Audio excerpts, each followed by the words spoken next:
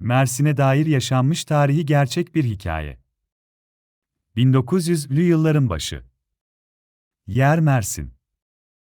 1860'lı yıllarda başlayan Amerikan İç Savaşı sonrası Çukurova'da pamuk üretimi başlar ve Mersin Çukurova'nın ihracat ve ticaret merkezi haline gelir.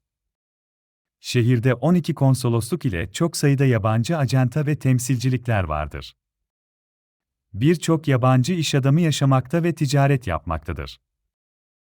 Yoksul ailelerin çocukları ise hamallık yaparak, yoğurt pazarından veya limandan alışveriş yapanların yüklerini taşıyarak ailelerine katkıda bulunmaktadır.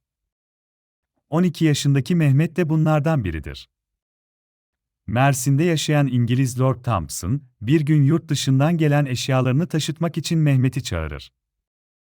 Mehmet, eşyalar çok ağır olduğu için ilk anda kaldıramaz, fakat çevresindekilerin yardımıyla yük Mehmet'in sırtına yüklenir. Lord'un malikanesinin taş avlusuna taşır yükü. Ve parasını ister. Fakat Lord ödemez parayı.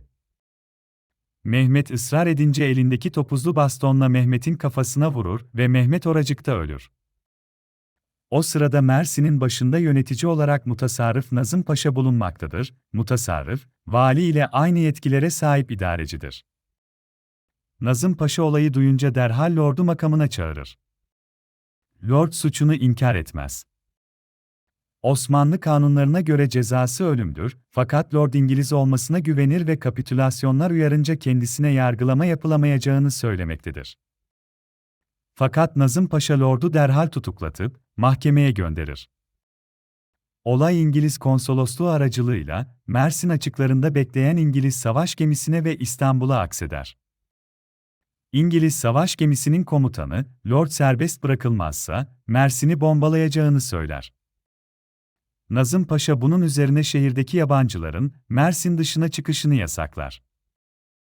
Lord'u hızla mahkemeye çıkarıp idam kararı verir ve bugünkü yoğurt pazarı meydanında daracı kurdurup asar. Ayrıca savaş gemisinin şehri bombalaması halinde tüm İngilizleri asacağını söyler. Ve böylece şehir bombalanmaktan kurtulur.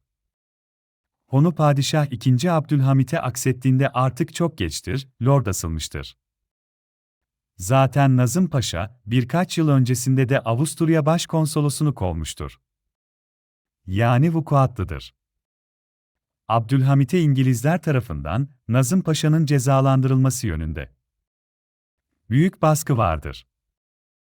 Abdülhamit bunun üzerine, Nazım Paşa'yı bir liman ve ticaret kenti olarak dış dünyaya açık olan Mersin tasarrufluğundan alır ve Kayseri mutasarrıflığına atar. İşte 12 yaşındaki bir çocuk için, gözünü kırpmadan İngiliz lordunu asan, şehrin bombalanması tehditlerine dik durarak gerekli cevabı veren o Nazım Paşa, Nazım Hikmet'in dedesidir.